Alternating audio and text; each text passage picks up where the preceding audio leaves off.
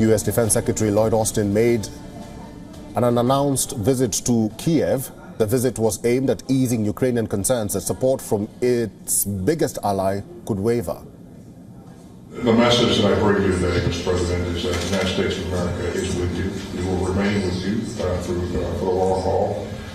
What happens here in Ukraine, that not only matters to Ukraine, but it matters to the rest of the world. It certainly matters to the United States of America. And so the United States and our allies and partners will continue to work to give Ukraine the capabilities that it needs to be successful. The Pentagon chief underscored Washington's continued commitment to providing Ukraine with the security assistance. The trip to Kiev is Austin's second since Russia launched a full-scale invasion of Ukraine in February last year. Austin's surprise visit does draw attention to the fact, however, that hardline Republicans in the U.S. House of Representatives have raised doubts about the future of American assistance.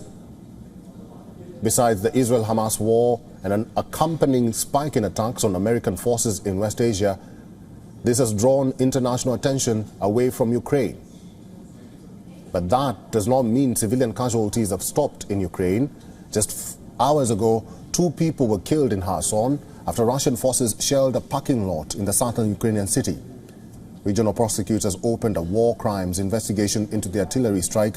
Austin's visit comes a day after Ukraine announced it had pushed Russian forces back 3 to 8 kilometers from the banks of Dnipro River.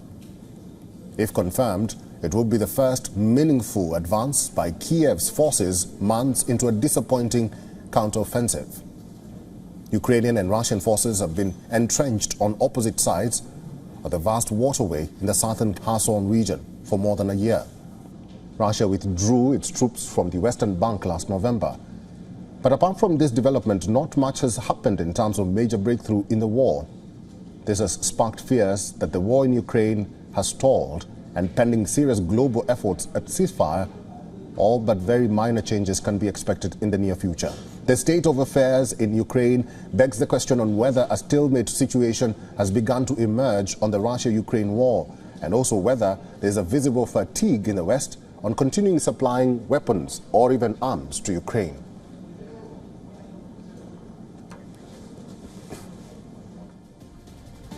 WION is now available in your country. Download the app now and get all the news on the move.